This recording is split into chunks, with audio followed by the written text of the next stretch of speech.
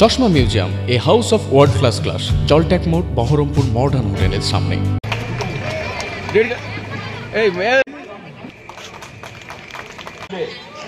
ওর এশিয়ার যাওয়ার জন্য বন্দে মাতরম। অভিষেক বন্দ্যোপাধ্যায় জিন্দাবাদ। আগামী দিন যৌথভাবে কাছাকাছি আমরা কিন্তু ছোট বড় রক্তদান শিবির করে থাকি। আজকে আমাদের যে একমাত্র তৃণমূল কংগ্রেসের পথ চলা শুরু হয়েছে সামাজিক উন্নয়নের মধ্য দিয়ে, অধ্যাপিকা এসেছিল, তাদেরকে তাদের বক্তব্যে নিয়ে মানুষের মধ্যে কি বিভ্রান্তির চেষ্টা করছে। হঠাৎ করে তৃণমূলে নয়, আজকে 8ই মার্চ নারী দিবস, সেই হিসাবে এখানকার যিনি বিধায়ক আছেন, দেবী তাই বলি আমরা তাকে, উনি আমাকে সম্মান জানানোর জন্যই আজকে এই প্রোগ্রামে আমন্ত্রণ করেছেন। আমি এখানে এসেছি।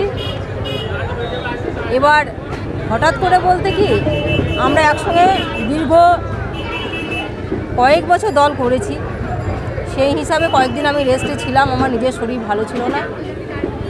এখন আবার নতুন করে না, আমার কিন্তু 2021-এ আমাকে টিকিট দেয়নি বলে যে আমার মনে কোনো সেটা কোনো ব্যাপার নয়। যদি সেটাই হতো তাহলে কিন্তু আমি তোমাদের সংবাদ মাধ্যমে কিংবা হয়তো কোনো প্রোগ্রাম করে আমি কিন্তু বলতাম যে আমাকে টিকিট দিল না বা কিছু।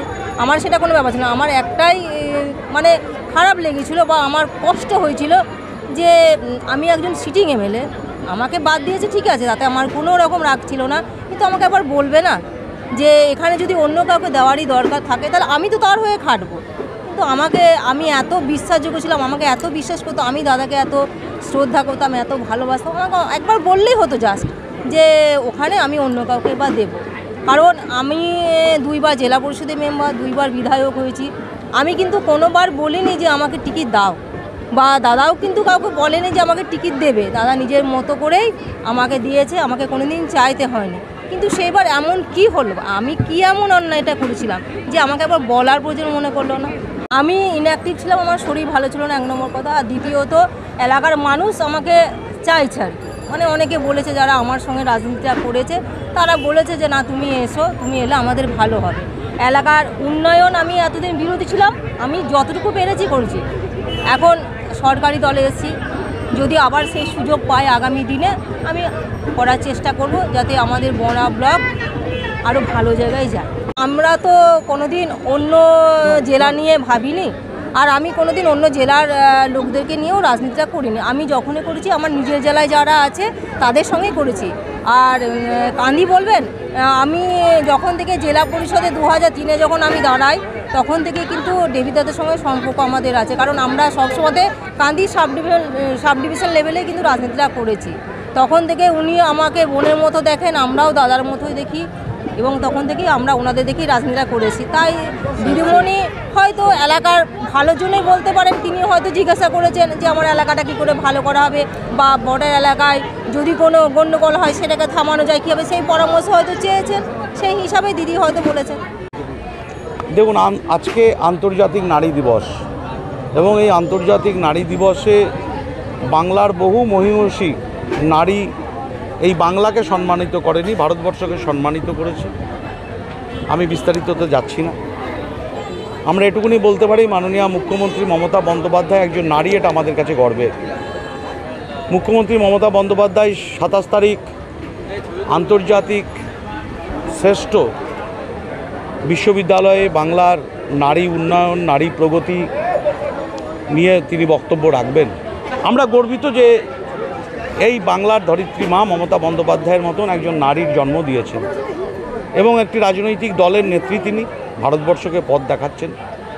স্বাভাবিকভাবেই বাংলার নারী শুধু নয়, ভারতবর্ষের নারী আগামী দিন মমতা বন্দ্যোপাধ্যায়ের দেখানো পথেই সামাজিক উন্নয়ন, রাজনৈতিক উন্নয়ন, সাংস্কৃতিক উন্নয়ন, অর্থনৈতিক উন্নয়ন, ইতিমধ্যেই ভারতবর্ষের অনেক সরকার মমতা বন্দ্যোপাধ্যায়ের এই নারী শক্তির কল্পনা, তার বাস্তবায়নকে মর্যাদা দিতে শুরু করেছে। এটাই বাংলার গর্বের বিষয়।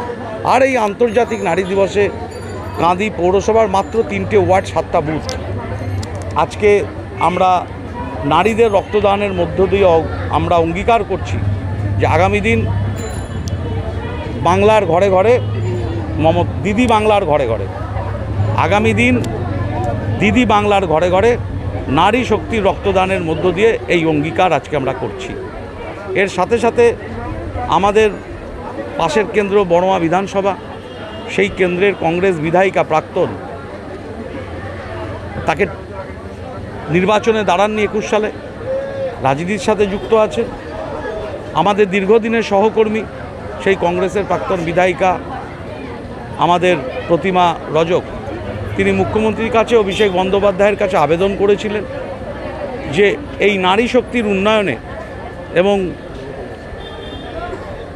এই বাংলারকে এগিয়ে দেওয়ার জন্যে তার যে ভূমিকা, সেই ভূমিকাকে সম্মান দিয়ে শ্রদ্ধা জানিয়ে তিনি দরখাস্ত করেছিলেন যে তিনি তৃণমূল কংগ্রেস করতে যান।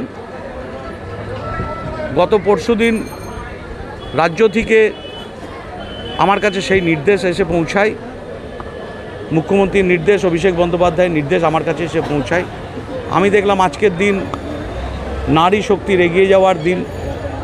এই দিনটাকে আজকে কাজে লাগিয়ে মাত্র 3টে ওয়ার্ডের 7টা বুথে এই মানুষের উপস্থিতি, মহিলা মাতৃমণ্ডলী, গুরুজন, আমাদের কাউন্সিলর, বড়োয়ার জর্জ, মাহেলম, টারজান, বড়মা বিধানসভা কেন্দ্রে তার কয়েকজন সহকর্মী, প্রধান, আমাদেরও পৌরসভার চেয়ারম্যান, ভাইস চেয়ারম্যান, কাউন্সিলর, শাখা সংগঠনের সবাইকে নিয়ে আমরা এই অনুষ্ঠান করছি আজকে।